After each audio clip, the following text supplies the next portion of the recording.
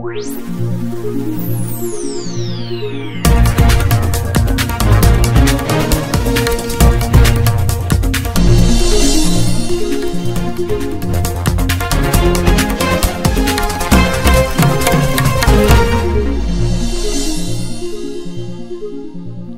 90 Karnataka election ಅಪ್ಡೇಟ್ಸ್ಗೆ ಸ್ವಾಗತ. ನಾನು ವಿದ್ಯಾಶ್ರೀ.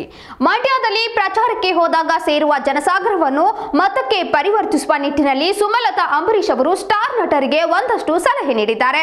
ಮಂಡ್ಯದಲ್ಲಿ ಜೆಡಿಎಸ್ ಜಾತಿ ಆಟಕ್ಕೆ ವಿರುದ್ಧವಾಗಿ ಸುಮಲತಾ ಮಾಸ್ಟರ್ ಪ್ಲಾನ್ ರೂಪಿಸಿದ್ದು, ಸುಮಕ್ಕನ ಸಲಹೆಗೆ ಯಶ್ ದರ್ಶನ್ ಒಪ್ಪಿಗೆ ನೀಡಿದ್ದಾರೆ.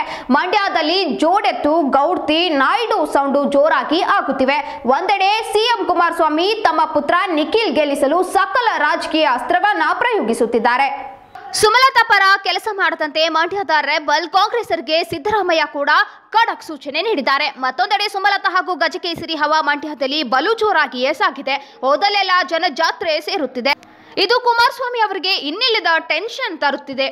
ಜಾತ್ಯತೀತ ಜನತಾದಳಕ್ಕೆ ಒಕ್ಕಲಿಗ ಜಾತಿಯೇ ಪ್ರಮುಖ ಬಂಡವಾಳ ಎಂಬುದು ಎಲ್ಲರಿಗೂ ಗೊತ್ತಿರುವ ರಹಸ್ಯ.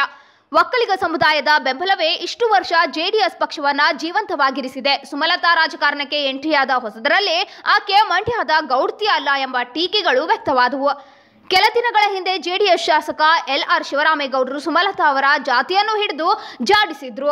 ಸುಮಲತಾ ಅವರು ಒಕ್ಕಲಿಗರಲ್ಲ, ನಾಯ್ಡು ಜಾತಿಯವರು. ಅವರ ಪರ ಪ್ರಚಾರ ಮಾಡುತ್ತಿರುವ ಚಾಲೆಂಜಿಂಗ್ ಸ್ಟಾರ್ ದರ್ಶನ್ ಮತ್ತು ರಾಕ್ಲೈನ್ ವೆಂಕಟೇಶ್ ಅವರು ನಾಯ್ಡು ಜಾತಿಯವರು. ಮಂಡ್ಯ ಜಿಲ್ಲೆ ನಾಯ್ಡು ಮಯವಾಗುತ್ತಿದೆ, ಒಕ್ಕಲಿಗರೇ ಹುಷಾರ್ ಎಂದು ಶಿವರಾಮೇಗೌಡರು ಜಾತಿ ಅಸ್ತ್ರ ಬಿಟ್ಟಿದ್ದರು. ಶಿವರಾಮೇಗೌಡರು ಈ ಮಾತುಗಳನ್ನು ಯಾವುದೋ ರಾಜಕೀಯ ಆವೇಶದಲ್ಲಿ ಆಡಿದ್ದಲ್ಲ, ಪ್ರಜ್ಞಾಪೂರ್ವಕವಾಗಿಯೇ ಅವರು ಈ ಹೇಳಿಕೆ ನೀಡಿದ್ದಾರೆ ಎಂದು ಜೆಡಿಎಸ್ ಮೂಲಗಳು ತಿಳಿಸಿವೆ.